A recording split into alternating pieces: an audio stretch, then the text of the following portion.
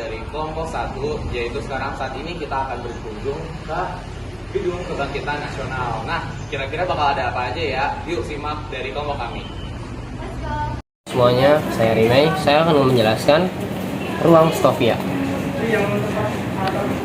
Oke, jadi di sini kita udah masuk ruang Stovia. Jadi ruang Stovia itu adalah sekolah pengganti dari sekolah dokter Jawa. Di sekolah Stovia ini, di ruang Stovia ini kita diseleksi dulu, diseleksi secara ketat sehingga sekolah ini menjadi tempat berkumpulnya para bumi putra yang cerdas.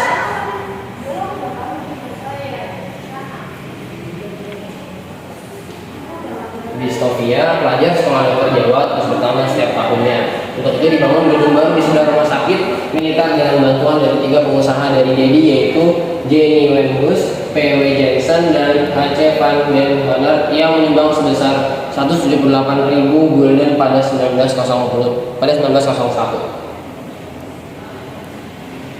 Selanjutnya ada fasilitas di Stovia. Yang pertama ada ruang rekreasi Stovia, yang kedua ada ruang gimnastik Stovia, dan yang ketiga gedung sekolah, yang terakhir asrama Stovia. Berikut yang terakhir adalah hasil karya pelajar Stovia. Berikut adalah hasilnya. Yang pertama adalah hasil praktik anatomi pelajar Stovia, dan yang kedua adalah hasil praktik peta pelajar Stovia. Oke, sekian. Oke, selanjutnya kita berada di ruang sekolah dokter Jawa, di mana pemerintah Hindia Belanda membuka sekolah dokter Jawa di Rumah Sakit Militer Wataf Reden. Tujuan pendirian rumah sakit ini adalah untuk mendapatkan tenaga medis bumi putra guna mengatasi wabah penyakit di Pulau Jawa pada saat itu.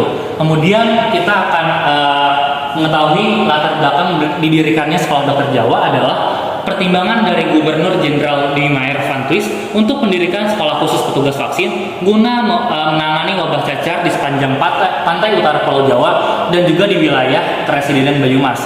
Kemudian Direktur Sekolah Dokter Jawa, yaitu dari tahun 1851 sampai dengan tahun 1901 ada sebanyak 17 orang yang menjabat sebagai Direktur Sekolah Dokter Jawa.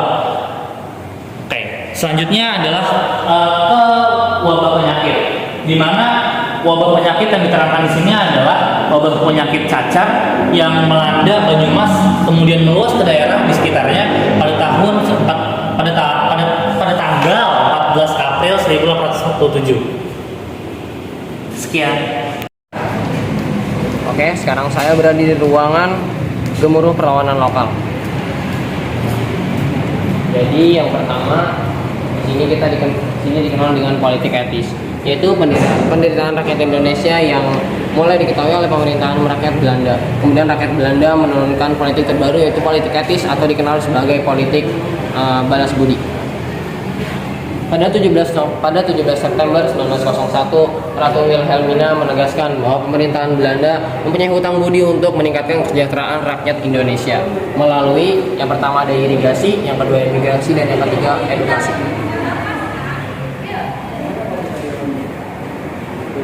Oke, selanjutnya kita berada di ruang Bangkita Pendidikan Bumi Putra, yaitu kebijakan politik etis Hindia Belanda dalam bentuk irigasi, imigrasi, dan juga edukasi pada praktiknya diarahkan untuk mendatangkan keuntungan baru untuk pemerintah semata. Kemudian hanya kebijakan dalam bidang edukasi yang membawa dampak positif, karena di mana yang diizinkan untuk belajar hanyalah anak-anak bumi putra, dan juga mendorong tokoh pergerakan untuk mendirikan lembaga pendidikan anak. Dan juga hasilnya ini hanya anak priai baru, yaitu kelompok terdidik yang diangkat menjadi pegawai pemerintah. Selanjutnya ada ragam pendidikan. Yang pertama adalah sekolah rendah Eropa, yaitu lama pendidikannya selama 7 tahun. Kemudian sekolah menengah, lama pendidikannya selama 5 tahun. Kemudian sekolah dasar kelas 1. Kemudian sekolah pendidikan guru, kemudian sekolah kepala atau raja, kemudian yang terakhir adalah pemerintah Belanda juga mendirikan sekolah kejuruan di bidang pertukangan teknik dan juga di bidang pertanian, pendidikan kewanitaan, dan juga yang terakhir adalah pendidikan tinggi. Kemudian tokoh pendidikan bangsa Indonesia, di mana pendidikan bercorak diskriminasi di masa penjajahan memicu munculnya beberapa tokoh pergerakan. Yang pertama adalah Raden Raden Ajeng Kartini atau R.A. Kartini, yaitu pada tahun 1903 mendirikan sekolah untuk anak-anak gadis yang menekankan pada pendidikan pembinaan budi pekerti. Dan juga yang kedua adalah Dewi Sartika, yaitu pada tahun 1904 mendirikan sekolah istri yang kemudian berubah menjadi sekolah keutamaan istri di Bandung. Yang terakhir adalah Ki Hajar Dewantara, yaitu pada 1922 mendirikan perguruan kebangsaan Taman Siswa yang menerapkan sistem among yang terkenal dengan semboyan ing ngarsa sung tulodo, yaitu yang berarti di depan memberi contoh. Kongres for Javan Culture on Wikiling atau Kongres guna membahas pengembangan kebudayaan Jawa dilaksanakan di Surakarta pada tanggal 3 sampai 5 Juli 1918 dengan Ketua Panitia R. Sastro Wijono. Kongres ini dicatat sebagai kongres kebudayaan pertama yang diselenggarakan sebelum Indonesia merdeka. Kongres diisi dengan pemaparan makalah oleh Satiman Wirijo Sanjojo. Berikut adalah para tokoh-tokoh polemik kebudayaan. Dah. Mana bagian ini pas? Gongong. Selanjutnya ada kebangkitan budaya. Berikut ada foto panitia Kongres Kebudayaan. Kebijakan politik etis melahirkan golongan masyarakat baru, yaitu masyarakat terpelajar atau kaum intelektual. Mereka melopori lahirnya pemikiran menuju tataan masyarakat baru yang lebih baik dengan melepaskan diri dari belenggu penjajahan. Hal tersebut menandai lahirnya cita-cita ke Indonesia yang kemudian dikristalkan oleh pelajar Stovia dengan mendirikan Budi Utomo pada tanggal 20 Mei 1908. Selanjutnya di sini ada ruangan audiovisual. Di sini kita dapat menonton video, tapi tidak boleh berisik. Jadi ayo. Di sini ada ruang buat khusus petugas, dan di sini buat kita masuk ke dalam bioskop.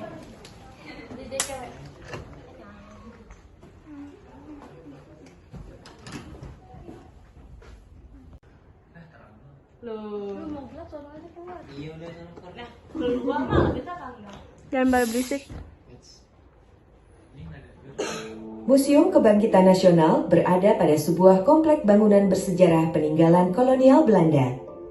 Gedung dan megah menempati areal yang cukup luas, pernah dipergunakan sebagai tempat pendidikan kedokteran Stovia, School tot Opleiding van Inlandse Artsen, yaitu Sekolah Kedokteran Bumi Putra. Awal berdirinya pendidikan kedokteran di Indonesia ini ada kaitan. 3. Selanjutnya ada ruang belajar. Pembelajaran Stovia lebih menekankan praktek sehingga dibutuhkan ruang media pembelajaran yang memudahkan simulasi dan pembelajaran. Media pembelajaran ditempatkan dalam ruang tersendiri yang akan diambil oleh pengajar pada saat akan memasuki pembelajaran. Selanjutnya ada peta Hindia Belanda. Peta Hindia Belanda ini mengharuskan pelajar Stovia untuk menghafal seluruh wilayah tersebut, karena nantinya mereka akan bertugas di berbagai wilayah tersebut. Selanjutnya ada tangka anatomi. Tangka anatomi ini sebagai alat peraga yang digunakan pelajar Stovia untuk proses pembelajaran anatomi. Nah, di sini ada buku-buku kedokteran, sebagian ditulis oleh para pengajar dan selanjutnya selebihnya didapatkan oleh bangsa Eropa. Selanjutnya ada meja bedah. Di meja bedah ini digunakan untuk praktek anatomi pelajar Stovia, dan sinazar tersebut ini biasanya dilakukan langsung oleh bangsa Eropa. Berikutnya ada ruang direktur Stovia. Jadi di ruang direktur ini digunakan untuk menempati ruang tersendiri terpisah dari ruang pengajar, karena harus menerima tamu-tamu dari pemerintah untuk membahas permasalahan terkait dengan pembelajaran di Stovia. Salah satu direktur Stovia yang membela setelah R.S. Tomo, setelah Budi Utomo berdiri adalah Dr. H.F. Roll yang menjabat pada tahun 1901 sampai 1908. Berikut di sini ada meja dan kursi tamu, dan di situ ada meja dan kursi direktur Stovia. Selanjutnya di sini ada patung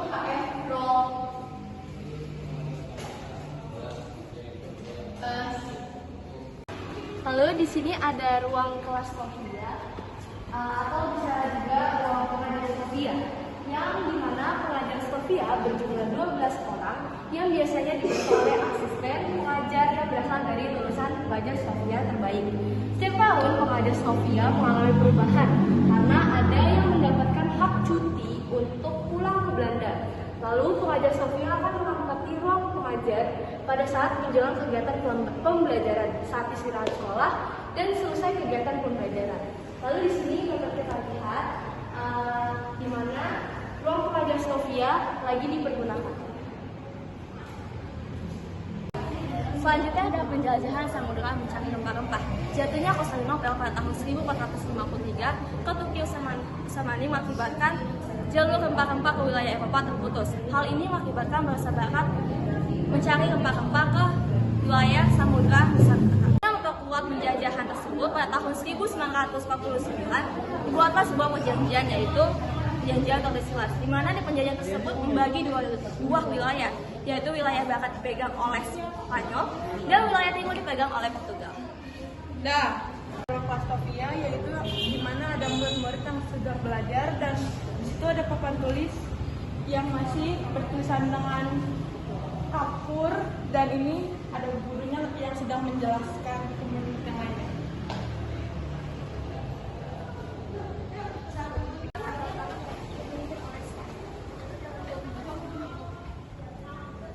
Di belakang saya ini ada perpustakaan yang berguna untuk memelihara dan meningkatkan efisiensi dan efektivitas proses belajar mengajar.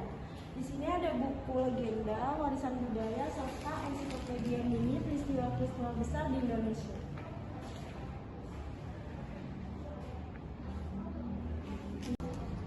Halo teman-teman, jadi di sini sekarang kita ada di ruang Indonesia Kaya.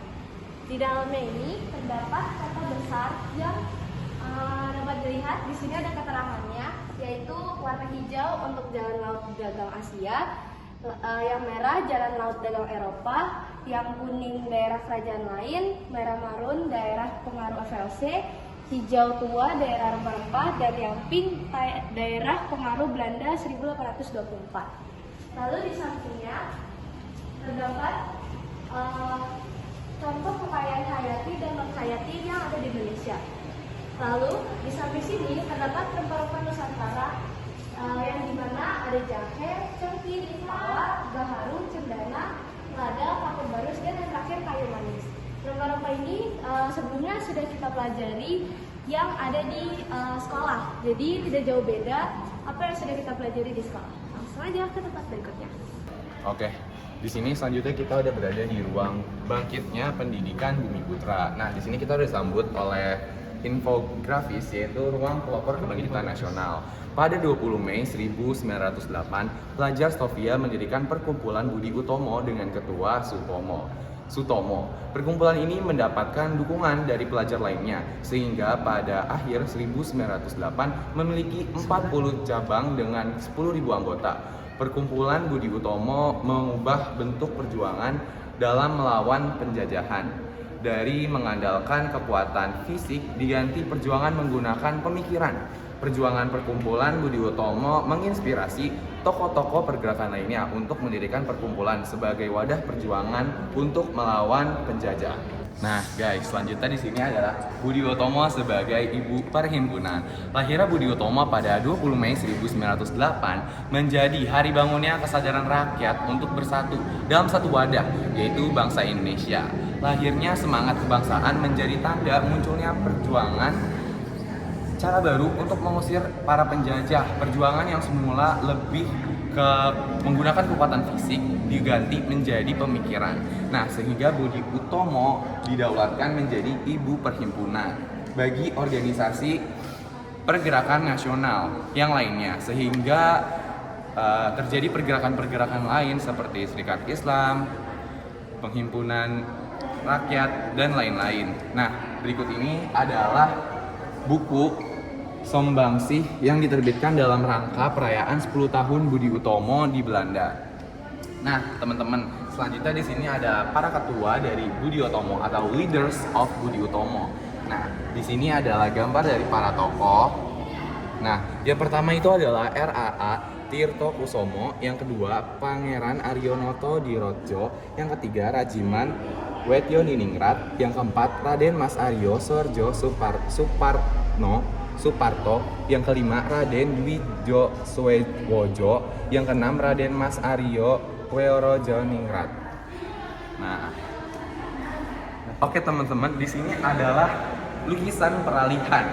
Nah, tahun 1908 menjadi titik balik dari pergerakan nasional dengan ditandai berdirinya organisasi Budi Utomo, mengubah pola perjuangan yang tadi saya bilang yaitu bersifat lokal dan kekuatan fisik menjadi nasional secara organisasi.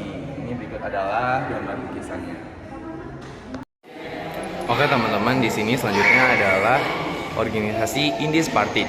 Indies Partij itu didirikan pada 25 Desember 1912 oleh 3 serangkai. Yang pertama itu adalah De Westdekker, yang kedua adalah Cipto Mangunkusumo, dan yang terakhir adalah Soewardi Surioningrat. Indies Partij menggunakan majalah dan surat kabar sebagai sarana untuk membangkitkan rasa kebangsaan dan cinta tanah air. Nah, pada tahun 1913, Soewardi Surioningrat itu menuliskan artikel yang berjudul Als ik een Nederland was, andaikan aku seorang Belanda. Akibat dari tulisan itu, Soewardi Surioningrat ditangkap, sehingga Cipto Mangunkusumo menulis artikel ke dalam The Express dengan judul Crash of Fears. Tulisan tersebut menjadikannya ditangkap oleh pemerintah Hindia Belanda.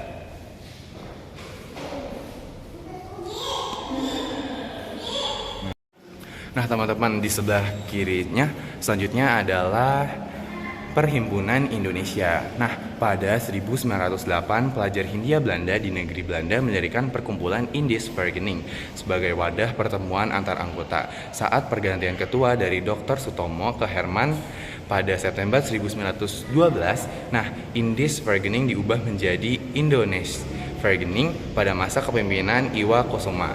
Nah, Indonesia Vergunning ini menjadikan perkumpulan non-koperasi yang memiliki 3 asas, teman-teman. Yang pertama, Indonesia ingin menentukan nasib sendiri. Nah, yang kedua, bangsa Indonesia harus bersatu. Dan yang ketiga, bangsa Indonesia harus mengandalkan kekuatan dan kemampuan sendiri untuk menentukan nasib sendiri. Nah teman-teman, pada 1925 Indonesia Vergunning diubah menjadi Penghimpunan Indonesia di bawah pimpinan Sukiman Wir Sanjojo.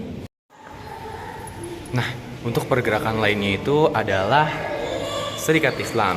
Serikat Islam itu pada awalnya bernama Sarekat Dagang Islam yang didirikan oleh Haji Zamanuddin di Surakarta pada 1912. Haji Omar Said Tujokorominoto mengubah nama Sarekat Dagang Islam menjadi Sarekat Islam atau SI. Nah, tujuan Sarekat Islam adalah membangun persaudaraan, persahabatan, dan tolong-menolong di antara muslim dan mengembangkan perekonomian rakyat. Berikut ini adalah infografisnya. Dan ini adalah bendera dari Serikat Islam. Juga ada pergerakan organisasi lainnya yang bernama Muhammadiyah. Muhammadiyah didirikan di Yogyakarta pada 18 November 1912 oleh Kiai Haji Ahmad Dahlan. Muhammadiyah ini terbentuk karena terjadinya interaksi dan diskusi antara Kiai Haji Ahmad Dahlan dengan pengurus Budi Utomo di Yogyakarta. Maksud didirikannya perkumpulan ini adalah yang pertama, memajukan dan mengembirakan pengajaran dan pelajaran agama di Hindia Belanda. Yang kedua, memajukan dan mengembirakan kehidupan sepanjang kemauan agama Islam kepada lead-leadnya. Nah, Muhammadiyah ini memiliki cita-cita membebaskan umat Islam dari keterbelakangan dan membangun kehidupan yang berkemajuan melalui tajdid atau pembaruan. Muhammadiyah memandang ajaran Islam sebagai satu kesatuan yang menyangkut akidah, ibadah, akhlak, dan muamalat. Nah, berikut ini adalah infografis dari Muhammadiyah. Nah, selanjutnya ini adalah bendera dari Muhammadiyah. Halo teman-teman, di sini saya akan menjelaskan tentang sejarah Dr. Wahidin Sudirokosodo dan biografi dia untuk mendirikan sebuah organisasi yang bernama Budi Utomo. Jadi, Dr. Wahidin ini seorang lulusan dokter Jawa dan profesi menjadi dokter pemerintah di Yogyakarta sampai tahun 1899. Nah, tepatnya di tahun 1901 ia menjadi redaktur utama majalah Reta Gumilang yang dicetak menggunakan bahasa Jawa dan Melayu. Nah, ini adalah mesin ketik yang diketik oleh dia. Oke, dan setelah itu Wahidi juga berusaha untuk menghimpun beasiswa guna memberikan pendidikan barat kepada para priai Jawa. Dan oleh karena itu pada tahun 1907 Wahidi itu pergi ke Sofia. Nah, di sana itu ada lembaga terpenting yang menghasilkan para priai rendah di sana. Dan oleh karena itu ia disambut baik oleh siswa-siswa di sekolah tersebut. Oleh karena itu, diambil sebuah keputusan untuk membentuk organisasi terpelajar guna meningkatkan pendidikan atau kualitas atau kepentingan para pelajar di sana. Oleh karena itu, pada bulan Mei tahun 1908, ia itu mengadakan sebuah pertemuan yang menghasilkan sebuah organisasi Budi Utomo gitu, yang diterjemahkan ke dalam bahasa Belanda oleh organisasi tersebut sebagai Het School Steven, dan artinya itu adalah ikhtiar yang indah. Nah, organisasi Budi Utomo ini adalah organisasi yang berfokus atau mengutamakan pendidikan dan kebudayaan. Organisasi ini jarang sekali bermain di dunia politik, guys. Oke, selanjutnya pada bulan Oktober tahun 1907, Budi Utomo itu mengadakan kongres pertamanya di Yogyakarta. Dan Dr. Wahidi yang tinggal menjadi sesepuh saja banyak mendatangkan suara-suara baru untuk meneruskan perjuangan organisasi tersebut. Nah, ada di antaranya ada Erlangga Projowijo dan Muraji Tirtonegoro, selanjutnya ada M. Suwarno, dan ini adalah Muhammad Saleh, ini adalah Godo Suwarno, ini adalah Muhammad Sulaiman, ini adalah Gunawan Mangunkusumo, ini adalah R. Sutomo, dan yang terakhir itu adalah R.M. Wembro. Sekian, terima kasih. Saya akan menjelaskan lambang Budi Utomo. Semboyan dari lambang Budi Utomo dirancang pada 1917. Semboyan Santoso Waspodo Ngaji Utomo yang artinya dengan kekuatan mencapai Utomo. Dan lambangnya yaitu huruf BO pada lambang Budi Utomo, singkatan dari Budi Utomo. Lalu anak panah yang terdapat pada tulisan Budi Utomo menjadi lambang dari masa lalu, masa kini, dan masa depan. Juga menjadi lambang perkembangan badaniyah, rohaniyah, dan susila. Lalu lambang yang bergantung pada pita menggambarkan kaulatan yang berwarna hitam, keberanian yang berwarna merah, kekayaan material yang berwarna kuning, kemakmuran yang berwarna hijau, dan kesucian yang berwarna putih.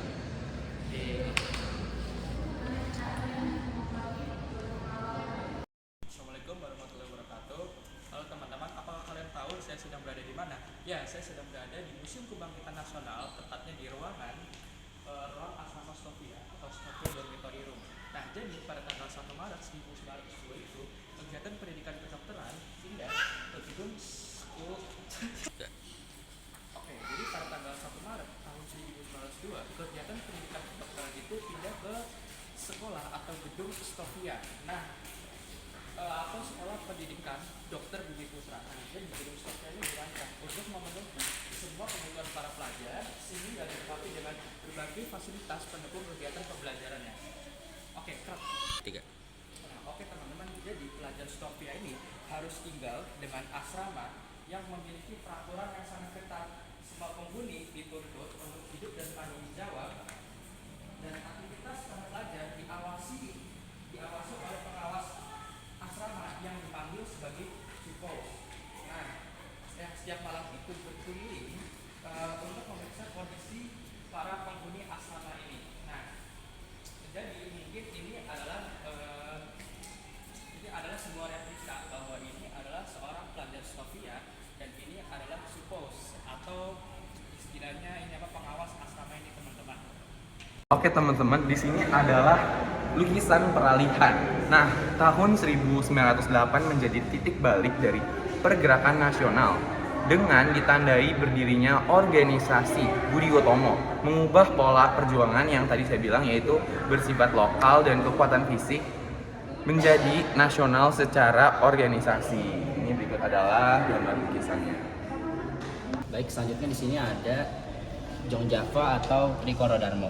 Jong Java merupakan perkumpulan para pemuda yang didirikan oleh Satiman Wirjo Sanjojo di gedung Sofia pada tanggal 7 Maret 1915. Nama awalnya yaitu adalah Trikoro Darmo yang berarti 3 tujuan mulia. Organisasi ini bertujuan untuk mempersatukan para pelajar pribumi, menyuburkan minat para pelajar pada kesenian dan bahasa nasional, serta memajukan pengetahuan umum untuk para anggotanya. Berikut adalah enggak ada ya. Yaudah. Halo semuanya, perkenalkan nama saya Gazaki dari program kelompok 2 Museum Kebangkitan Nasional. Saat ini saya berada di ruang lulusan Stovia. Lulusan Stovia memiliki peran penting dalam meningkatkan kualitas kesehatan masyarakat Hindia Belanda.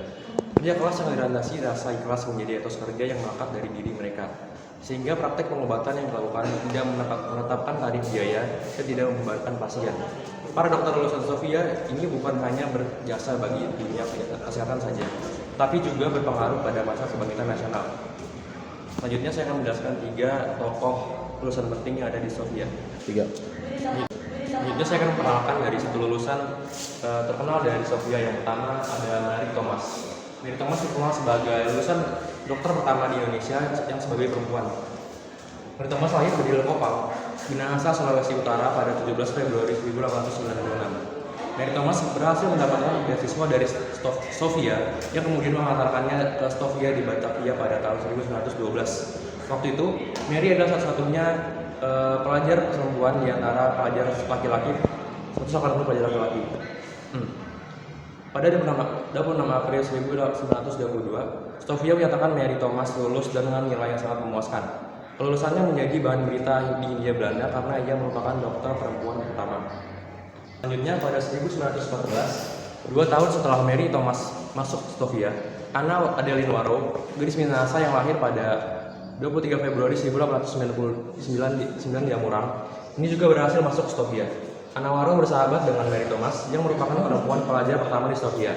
Kedua perempuan pelajar ini sering disebut sebagai si kembar atau dalam bahasa Belanda disebut de tweeling. Meskipun begitu, semua pelajar laki-laki sangat menyayangi dan melindungi kedua perempuan ini.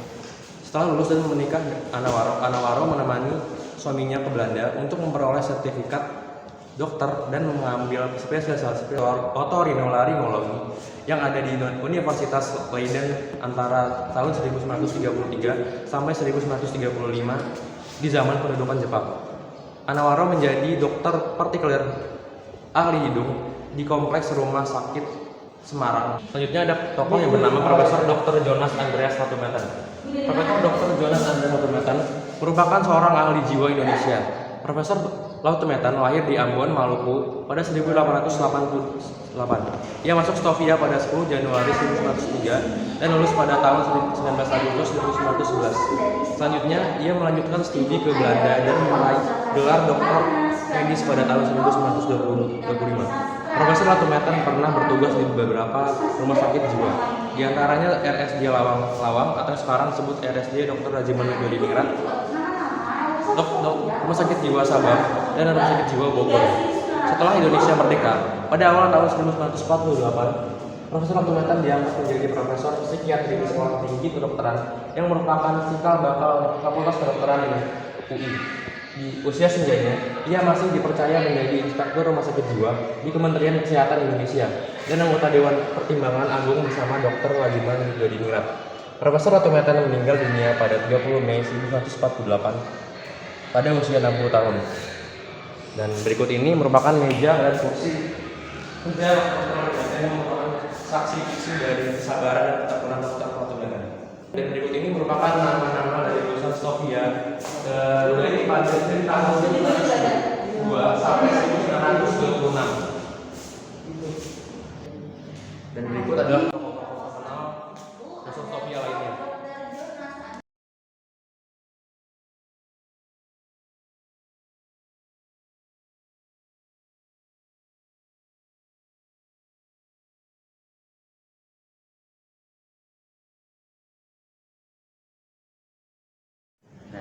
Akhirnya saya berada di ruangan Kebangkitan Teknologi. Proklamasi kemerdekaan bukan akhir dari perjuangan, namun awal dari usaha untuk mewujudkan tatanan masyarakat baru yang adil, makmur, dan sejahtera. Hal tersebut bisa diwujudkan dengan melaksanakan pembangunan dalam semua aspek kehidupan. Meningkatkan penggunaan teknologi dalam pembangunan menjadi salah satu cara untuk mengejar ketertinggalan dari negara lain. Hasilnya, negara bisa melakukan swasembada pangan dan membuat pesawat terbang. Yang pertama ada kebangkitan Dirgantara. Kebangkitan Dirgantara Indonesia tidak bisa lepas dari peran Nurtanio Priambo Sugirjo yang sejak 1968 aktif mengembangkan industri pesawat. Prototip tipe pesawat tipe Sikumbang dan buleleng belalang yang dibuat pada 1954 dan 1958 merupakan hasil karyanya. Pada 1864, Turtanio Prianggodirjo ditugaskan memimpin Lembaga Persiapan Industri Penerbangan di Bandung atau LAPIP. Pada 1966, beliau meninggal dunia sehingga pemerintah mengganti nama LAPIP menjadi IPNUR. Oke, selanjutnya ada kebangkitan dari bidang teknologi. Proklamasi kemerdekaan yang dibacakan oleh Soekarno pada 17 Agustus 1945 menjadi gerbang untuk mewujudkan tujuan negara kesatuan Republik Indonesia, yaitu melindungi segenap bangsa Indonesia dan tumpah darah Indonesia, memajukan kesejahteraan umum dan mencerdaskan kehidupan bangsa, serta ikut melaksanakan ketertiban dunia yang berdasarkan kemerdekaan dan perdamaian abadi serta keadilan sosial. Ini udah mulai. Udah mulai. Sekarang kita udah selesai. Sekarang udah jam 12.04. Kita mau balik. Nah, sebelum kita balik, jadi sini tuh banyak banget ruangan. Jadi ada ruangan direktur dokter sekolah Jawa, banyak banget ruangan di sini. Dan juga kita muterin. Kita juga satu kelompok udah muter semuanya, udah sampai nonton video profilnya juga di ruang videonya lah pokoknya. Asik dah. Ada video-video.